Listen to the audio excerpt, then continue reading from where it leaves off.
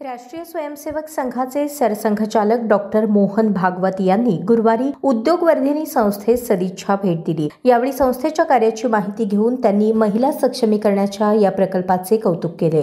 शून्यातून विश्व उभारलेल्या उद्योगवर्धिनींच्या कर्तृत्ववान महिलांची यशोगाथा त्यांनी जाणून घेतली। प्रारंभी संस्थेच्या संस्थापिका अध्यक्षा चंद्रिका चौहान आणि संस्थेच्या महिला सेवाव्रतींच्या हस्ते राष्ट्रीय स्वयंसेवक संघाचे सरसंघचालक डॉक्टर मोहन भागवत यांचे औक्षण करून स्वागत करण्यात आले। त्यानंतर अध्यक्षा चंद्रिका चौहान यांनी उद्योगवर्धिनी संस्थेतर्फे चालणाऱ्या शिलाई सेवा पाथेय, शांत संध्या, अन्नपूर्णा योजना, महिलांचे समुपदेशन, महिला रोजगार विषयक उपक्रमांची माहिती सरसंघचालक डॉक्टर मोहन भागवत यांना दिली। उद्योगवर्धिनीने गेल्या 21 वर्षांमध्ये 10,000हून अधिक महिलांना संपर्क करून त्यांना व्यवसाय, रोजगार, समुपदेशनाच्या माध्यमातून मार्गदर्शन केले आहे। तसेच उद्योगवर्धिनीने आजपर्यंत 350 उद्योजिका घडवल्या आहेत। याबद्दल सरसंघचालक डॉक्टर मोहन भागवत यांनी समाधान व्यक्त केले। या प्रसंगी सरसंघचालक डॉक्टर मोहन भागवत बोलताना म्हणाले, एखादं काम प्रत्यक्ष चालत असल्यावर काम करणारे बोलले की काम होतं, बाकी कोणी बोलायची तशी आवश्यकता नसते। पण इतकं काम इथल्या मंडळींनी केलेलं आहे, चंद्रिकाताईंनी आणि त्यांच्या सहकार्यांनी। मला फक्त थोड्या वेळ बोलायचं काम सांगितलं आहे, ते न करता मी जाणे हे बरोबर नाही, म्हणून मी बोलतो।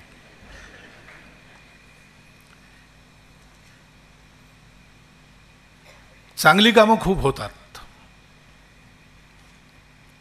आपली दृष्टी सकारात्मकतेची असली तर पुष्कळ लोकांना आजकाल काळजी वाटते, जगाचं कसं होईल, समाज कुठे चालला। चिंताजनक गोष्टी आहेत सगळीकडे, पण कसं होईल असं वाटायचं काही कारण नाही आहे।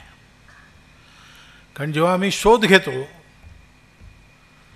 तेव्हा असं लक्षात येतं की समाजामध्ये जेवढं वाईट आहे त्याच्या कमीत कमी 40 पट चांगलं आहे।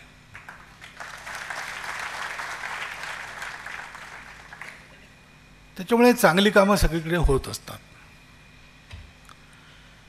परंतु चांगल्या कामांमुळे चांगली कामं सुरू होतात, ही जी क्षमता आहे, म्हणजे झाडातून बी येतं आणि बीतून पुन्हा झाड येतं,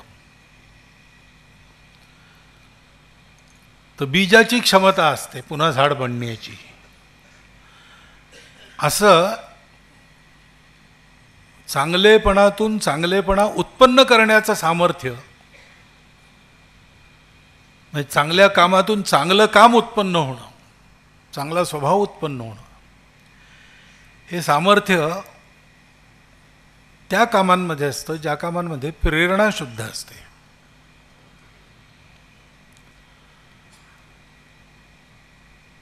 मनुष्य काम का करतो तर एक सर्वमान्य प्रेरणा आहे, सर्वमान्य आहे म्हणून ती योग्य आहे असं नाही आहे, पण सगळे म्हणतात दाम करी काम, काहीतरी मिळेल, स्वार्थ, स्वार्थाच्या प्रेरणेने लोक चांगली कामं करतात, भीतीपोटीही करतात। नियम पाळले पाहिजेत। चौकामध्ये लाल बत्ती आहे, लाल आहे तर थांबलं पाहिजे, पण पोलीस असेल तर लोक थांबतात, पोलीस नसेल तर थांबतीलच, याची काही शाश्वती नाही। पोलिसांची भीती काम करते आणि कदाचित नाईलाजापोटी चांगलं काम करणारे लोक असतात। असा किस्सा आहे की गावच्या तलावामध्ये एक मुलगा पडला, पोहता येत नव्हता, गटांगळ्या खायला लागल्या, सगळे ओरडायला लागले, वाचवा वाचवा त्याला। एकाने उडी मारली, त्याला काढलं बाहेर, लोक जमले, पत्रकारही आले। त्यांनी विचारलं त्याला की इतके लोक होते, कोणी उडी मारली नाही, तू उडी मारली, तर तुला काय, कोणची प्रेरणा झाली? तो म्हणाल ते नंतर सांगतो, कोणी धक्का मारून मला ढकललं, तो कोण आहे तो पाहायचा आहे पहिल्यांदा। असंही होतं, ह्याच्यामुळे चांगली कामंही होतात। पण ते काही काळ चालतात. स्वार्थ संपला की काम करणारा थांबतो. पोलीस नसला तर लालबत्तीला कोणी जुमा आणत नाही. ते कारण गेलं की ते काम थांबतं.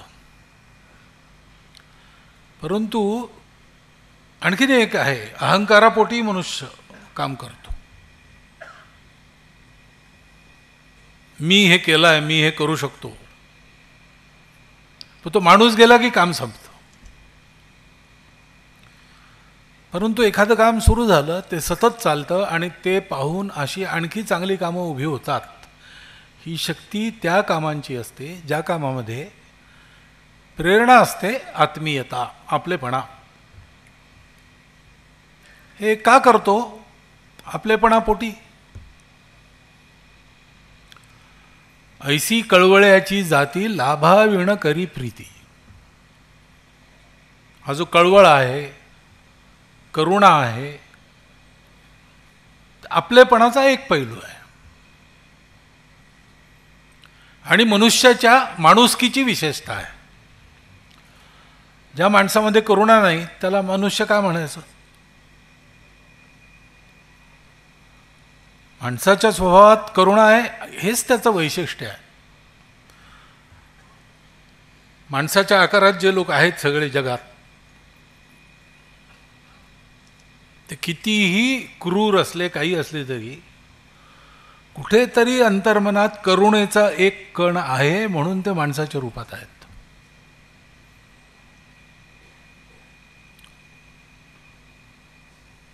समाजाच्या सुखदुःखाशी ज्याला देणं घेणं नाही असं आपण म्हणतो, जो केवळ आपण आणि आपल्या परिवार याचाच करता जगतो असं आपल्याला वाटतं, स्वार्थी माणूस असं आपल्याला वाटतं, तोही जेवायला बसताना समोर मागणारा आला तर त्याच्याकडे तोंड करून त्याला न देता किंवा त्याला तिथून हाकलून न देता तो जेवू शकत नाही. सगळ्या जगाच्या लोकसंख्येत असं करू शकणारे मोजके लोक निघतील. ते माणसाच्या आकारात चुकूनच आहेत. परंतु जो जो माणूस दिसतो तो कितीही स्वार्थी वाटला तरी एक वेळ अशी येते की त्याच्या अंतःकरणात ती करुणा आहे, ती जागृत होते, ती शाश्वत आहे आणि म्हणून ती सत्यप्रेरणा आहे. म्हणून आता गीतही झालं, शुद्ध सात्विक प्रेम अपने कार्य का आधार आहे. संघकार्याचा आधार हा आपलेपणा आहे. संघकार्याच्या प्रतिज्ञेमध्ये आपला हा शब्द आहे. आपला पवित्र हिंदू धर्म, हिंदू संस्कृती व हिंदू समाज यांचे संरक्षण करून हिंदू राष्ट्राची, या चारही शब्दांना आपलं हे विशेषण आहे. हे श्रेष्ठ आहेत, पण श्रेष्ठ नसले तरीही पहिली गोष्ट हे आपलं आहे. आपल्या घरी आई आहे, खूप म्हातारी आहे.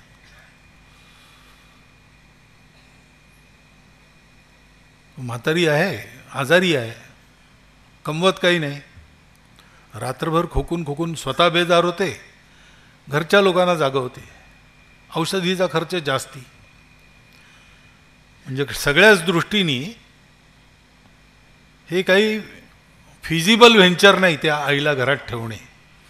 आजकाल जसा आर्थिक विचार करतात तसा विचार केला तर. म्हणून कोणी जर सल्ला द्यायला आला की एक चांगली तरुण धडधाकट आई नवीन आणा, म्हणजे हा सगळा खर्च कमी होईल आणि उत्पन्नही वाढेल, तर तयार नाही होणार. ते कशी असली तरी ती आपली आई आहे. या आपलेपणाची बूज राखणारा जो समाज असतो तो मोठा होतो. कारण मग तो समाज परस्परांच्या सुखदुःखांच्या बाबतीत उदासीन नसतो. तो हाही विचार करत नाही की हे एवढं मोठं दुःख आहे, माझी ताकद आहे काय याच्याशी लढायची. आपली ताकद नाही त्याच्यामुळे आपण नाही लढणार असा विचार नाही करतो. असं म्हणतात की सूर्यानी एक दिवस सुट्टी घेतली, 8 दिवसाची कॅज्युअल लिव्ह. चार्ज कोणाला द्यायचा हा प्रश्न आहे. बोलावलं सगळ्यांना, प्रकाश देणाऱ्या सगळ्या वस्तू, सगळे ग्रह तारे वगैरे आले. सूर्याने म्हटलं की मी आता 8 दिवस सुट्टीवर जाणार आहे, त्या काळात रोज जगाला प्रकाश देण्याचं काम कोण करेल? तर चंद्र म्हणाला की तुमच्यानंतर माझाच नंबर आहे, परंतु तुम्ही नसला तर मलाही प्रकाश नाही आहे, तुम्ही नसला तर अमावास्या असते. असं प्रत्येकाने सूर्याची बरोबरी कोण करणार? पण मग छोटीशी पणती ती आली, ती म्हणाली की तुमचं काम मी करू शकते की नाही हे मला माहीत नाही, पण जोपर्यंत वात आणि तेल आहे तोपर्यंत मी जळत राहीन हे नक्की. स्वयं जलंतं द्वदतो प्रकाशो सर्वतो दिशी. स्वतः जळून चारही दिशांना प्रकाश पसरवतो, असा त्या दीपाला सत्पुरुष म्हटलाय. तर चांगला माणूस म्हणजे असा असतो, आणि समाजात असा असल्यामुळे तो चांगल्या माणसांचा समाज असतो, आणि चांगल्या माणसांचा समाज हा नेहमी सुरक्षित असतो, वैभवसंपन्न असतो आणि प्रतिष्ठित होतो. आणि म्हणून संघाला समाज संघटित करायचा आहे, देशाचं परम वैभव संपन्न वत्व पाहायचं आहे, त्या समाजाने आणलेलं हे पाहायचं आहे. त्याच्यामुळे स्वाभाविकपणे त्याची प्रेरणा ही आपलेपणाचीच आहे. डॉक्टर हेडगेवारांनी हा विचार केला नाही की एवढा मोठा हिंदू समाज इतक्या भेजांनी कुजलेला, इतक्या स्वार्थांनी नाडलेला आणि 2000 वर्षाचं आत्मविस्मरण असलेला, याला संघटित करणं अशक्य गोष्ट आहे सगळेच म्हणतात. आणि आपल्याजवळ काहीच नाही, प्रसिद्धी नाही, प्रसिद्धीचं साधनही नाही, सत्ता नाही, पैसा नाही, कार्यकर्तेही नाहीत, आणि जो विचार आपण करतो त्याला पूर्ण विरोध आहे सगळ्या समाजात. तर हे काही आपल्याच्याने होणारं काम नाही असा त्यांनी विचार केला नाही. त्यांनी विचार केला की हे आपलं कर्तव्य आहे, हे आपल्याला केलंच पाहिजे. स्वतःचं काय होतं याच्याकडे दुर्लक्ष करून हेच काम पहिल्यांदा केलं पाहिजे. ते होईल न होईल हे ज्याच्या हाती आहे तो जाणो, म्हणजे माझं काम आहे की मला हे करायचं आहे. अशा प्रेरणेने आपलेपणा असलेला माणूस काम करतो. तो हा विचारच करत नाही काही. दुःख दिसलं की ते निवारण करायचं. दिल्लीमध्ये शिबिर होतं, त्याला भेट द्यायला जयप्रकाश नारायण आले. इमर्जन्सीच्या पुष्कळ अगोदरची गोष्ट आहे, 60च्या दशकातली. बिहारमध्ये दुष्काळाचं जे काम केलं स्वयंसेवकांनी ते त्यांनी पाहिलं होतं, म्हणून शिबिरात बोलावलं त्यांना, तर ते आले शिबिर पाहायला.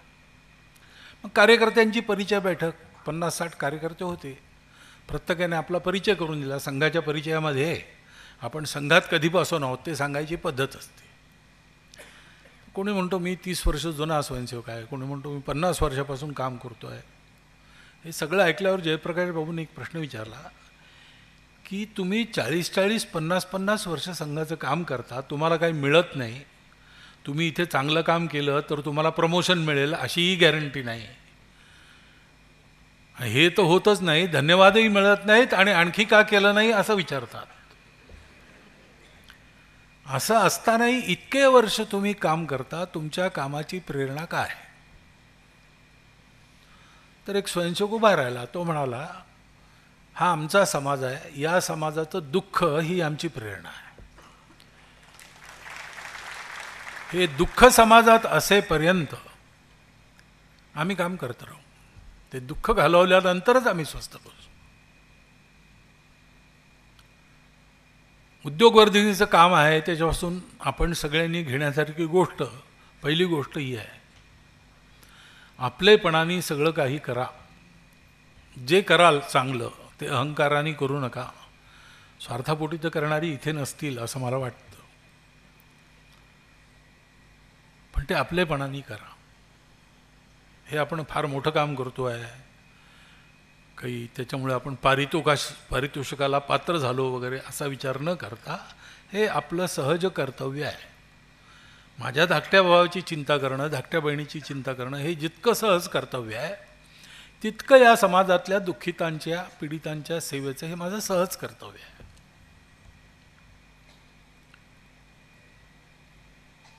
आणि ही आपण जी सेवा करतो,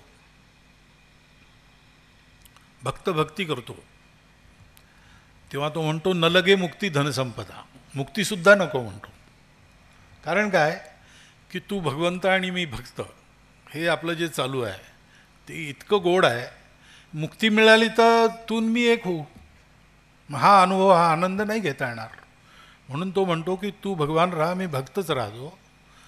तुका म्हणे सुखे घालावे आम्हा, जन्म घाला वारंवार, तुका म्हणे गर्भवासी सुखे घालावे आम्हासे. कारण दरवेळेला हे द्वैत राहील, त्यातला आनंद मिळेल. पण सेवा करणारा असं नाही म्हणत, म्हणजे म्हणू नये त्यांनी, तू नेहमी दुःखित राहा, मी नेहमी तुझी सेवा करतो, असं नाही. तर तो म्हणतो की तू दुःखितातून बाहेर ये, सुखी हो आणि दुःखितांची सेवा कर. मगाशी ताईंनी ती ओळ सांगितली, देणाऱ्याने देत जावे, घेणाऱ्याने घेत जावे, घेता घेता घेणाऱ्याने देणाऱ्याचे हात घ्यावे. कारण हा पूर्ण समाज आपला आज 142 करोड आहे असं सांगतात, आता सेन्सस होईल तेव्हा कळेल.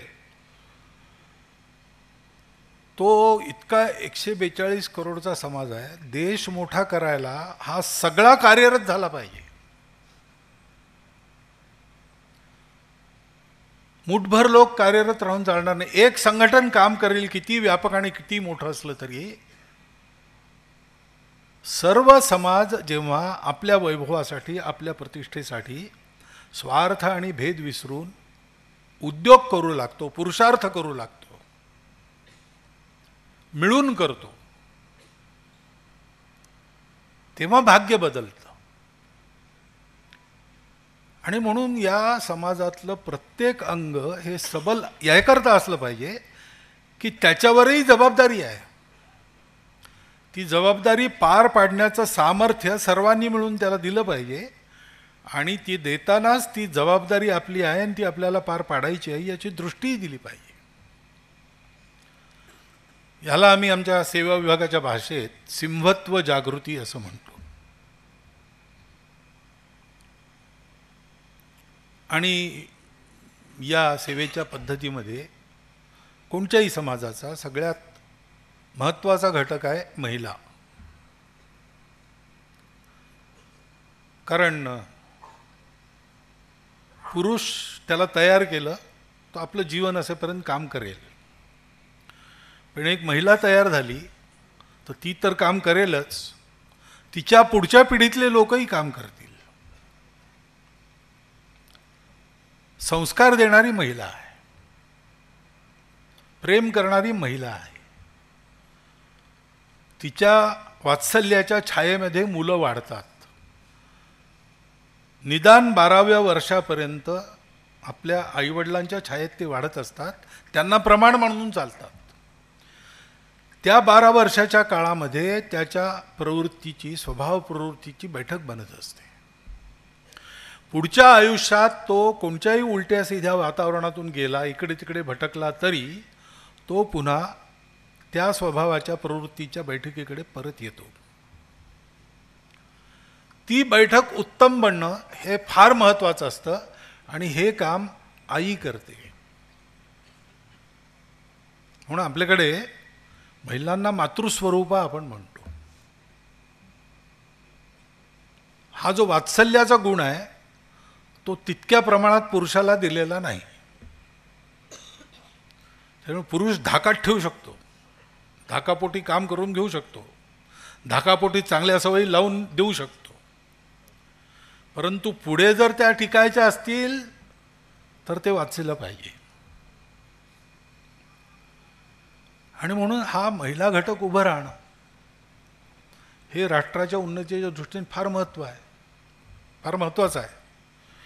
आणि त्याच्यात एक लक्षात ठेवायची गोष्ट अशी असते की मुळात महिलेला हा एक गुण भगवंतानी जास्त दिलेला आहे, प्रकृतीने जास्त दिलेला आहे. त्याच्यामुळे पुष्कळ कामं ज्या महिला करू शकतात, महिला जी कामं करू शकतात पुरुष करू नाही शकत. आणि पुरुषांना दिलेले सगळे गुण महिलांनाही दिलेले आहेत भगवंतांनी. त्याच्यामुळे पुरुष जे जे करू शकतात ते सगळं महिला करू शकतात. अशी स्थिती असल्यामुळे आपण महिला वर्गाचा उद्धार करू असा अहंकार बाळगून काम करायचं काही कारण नाही. पुरुषांनी महिला करू इच्छितात त्यांना करू द्यावं. त्या करू इच्छितात त्याकरता त्यांना सक्षमता द्यावी. त्याकरता त्यांना रूढीकुरीतींच्या जाळ्यातून थोडं बाहेर काढून मोकळं रान द्यावं. आता आजकाल आपण ऐकतो अभ्यासाचे रिझल्ट्स लागतात, त्यात महिला वर्गच पुढे असतो. पुष्कळ ठिकाणी असं आहे. आणि त्याच्यामुळे स्वामी विवेकानंदांचा इंटरव्ह्यू आहे एक प्रसिद्ध, त्याच्या शेवटी त्यांना महिला या विषयावरच आहे. पत्रकारांनी विचारलं शेवटचा प्रश्न की भारतीय महिलांसाठी तुमचा मेसेज काय आहे. इंग्लिशमध्ये आहे इंटरव्ह्यू. तर म्हणतात मेसेज, मी भारतीय महिलांना मेसेज द्यायचा मूर्खपणा करणार नाही. त्या सर्व समर्थ आहेत, मातृस्वरूप आहेत, त्यांना सगळं करतं. त्यांना जे करायचं आहे ते त्यांना करू द्यायचं, त्यात मदतरूप व्हायचं. त्याला जी मोकळीक हवी असते ती मोकळीक द्यायची. हे पुरुषांनी करावं, बाकी सगळं आपोआप होईल. पुरुष जर महिलांचा उद्धार करायला निघाले तर तेही होणार नाही आणि यांचंही काय होईल सांगता येत नाही.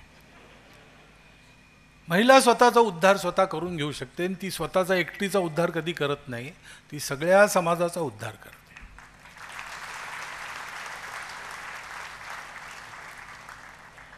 मला वाटतं उद्योगवर्धिनींनी आपल्या सुरुवातीपासून महिला वर्गांकडे आपलं लक्ष ठेवलं.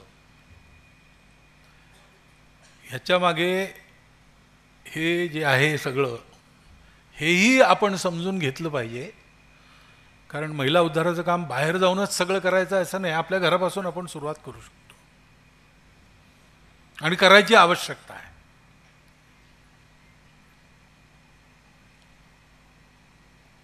आणि तिसरी गोष्ट मला अशी वाटते की हे करत असताना आम्ही एकटे करू असा भाव कुठेही नाही आहे. सगळ्यांना जे जे मदतीला येतील संस्थासुद्धा जोडून घेतल्या आहेत. श्रेयाची लढाई नाही, बॅनरची लढाई नाही.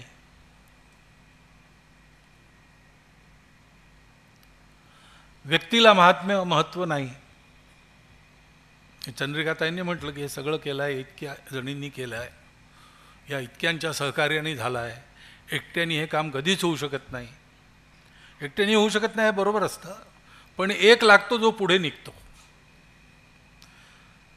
आणि एक लागतो ज्याची 1000 पावलं पुढे जायची क्षमता असतानाही तो फक्त 10च पावलं पुढे जातो, कारण त्याला आपल्या मागे समाजाला न्यायचं असतं.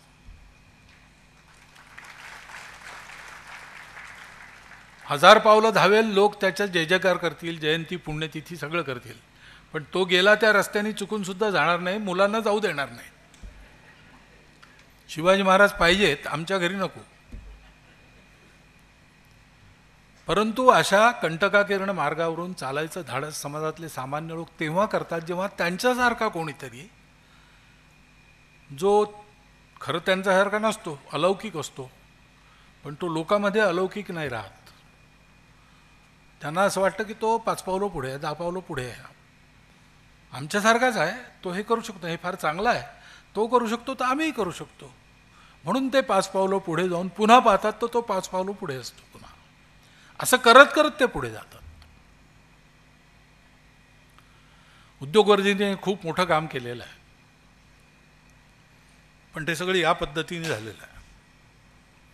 सामान्य माणसांच्या हातांनी झालेलं, जगाला असामान्य वाटणारं, परंतु हे आपलं कर्तव्य आहे, हे आपल्या आपलेपणाची सहज स्वाभाविक अभिव्यक्ती आहे, या भावनेने प्रेमापोटी केलेलं काम, मिळून केलेलं काम, असं हे जे उद्योगवर्धिनीचं स्वरूप आहे ते फारच आपल्या सर्वांना भावणारं आहे. ती इतक्या चांगल्या पद्धतीने झालं, अशीच त्यांची वाटचाल पुढे चालत राहावं, चांगला विस्तार व्हावा, सगळीकडे विस्तार व्हावा. त्याच्यापेक्षा एक चांगली गोष्ट, चांगली शुभेच्छा अशी राहील की सगळीकडे विस्तार अशा रीतीने झाला पाहिजे की त्या त्या ठिकाणची उद्योगवर्धिनी उभी राहिली पाहिजे.